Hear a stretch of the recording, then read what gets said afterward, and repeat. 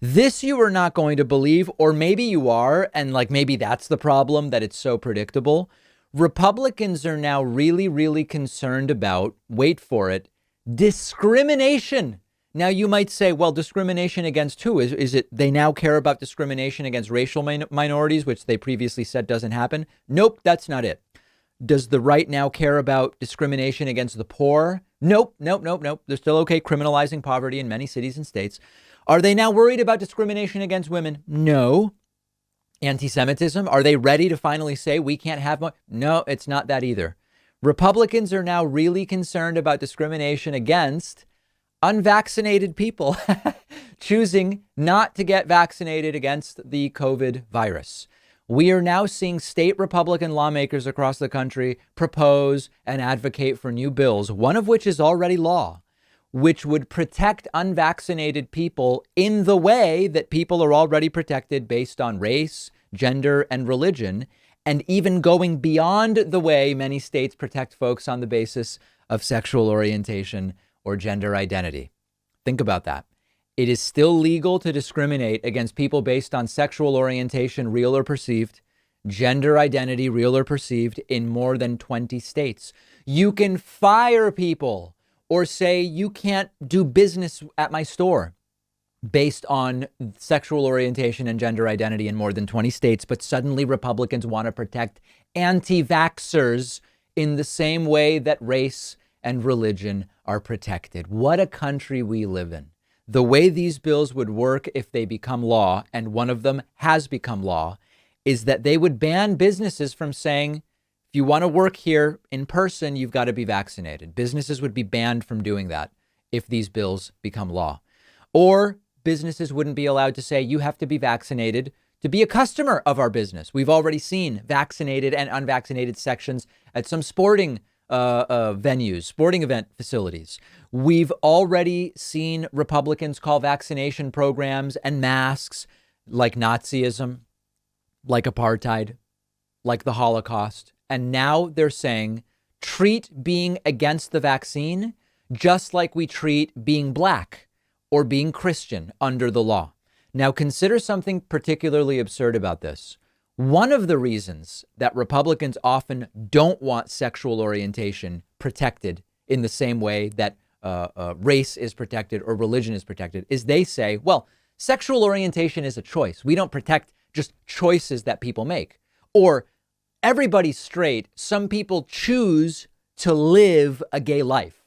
Now, this is, of course, not true. It's not true. But if you were to grant that to them and say, okay, your principle is you only want to protect inherent traits and you don't consider sexual orientation inherent. You're of the mindset that people choose their sexual orientation. All right. Being vaccinated is a choice. Being vaccinated is unquestionably something you can control. You can't control whether you're black, white, or Asian. You can't control whether you have a disability. You can't control your age. You can't control the country you were born in. Vaccination is a choice and you can control it. And it's Republicans who have been saying, we don't protect things that are choices under the law. Now, I would go even further because I've said before, there are good arguments that religion should not be protected as a class because it's a choice. Now, there are people who will say, well, kinda. I mean, you're brought up in a religion, so it's not totally like, I mean, yeah, you can leave the religion, but you're kind of born into it because your family's religion is what's at least initially passed on to you.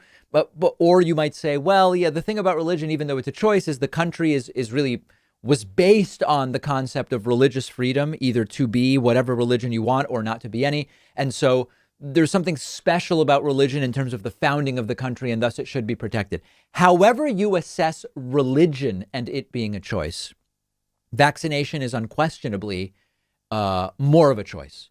So why should it be protected? And these are the same folks who say businesses shouldn't be regulated, let them do what they want, except if what they want is to say, hey, if you choose not to get a vaccine, you can't work here.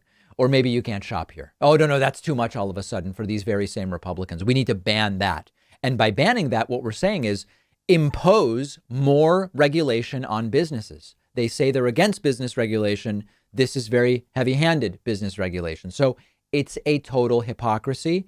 It's another double standard. But where it is consistent, it's that it's another way for Republicans to play the victim.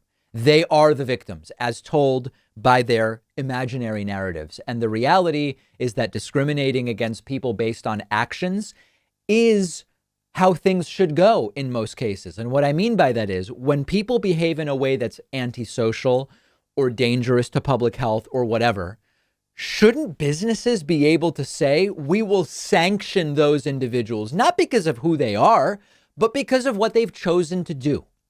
And one such sanctioning is, if you're not vaccinated, you can't shop here, you can't work here because you're a risk to the people that are here. Basically, the principle that actually is at play is if it affects them, it's discrimination as they see it, and then you need regulation to stop it. Truly vile people.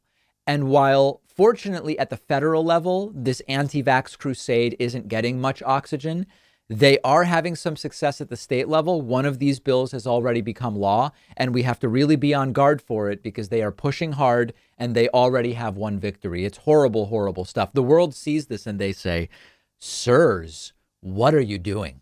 What are you doing? And I don't have the answer. I'm as embarrassed by it as many around the world are.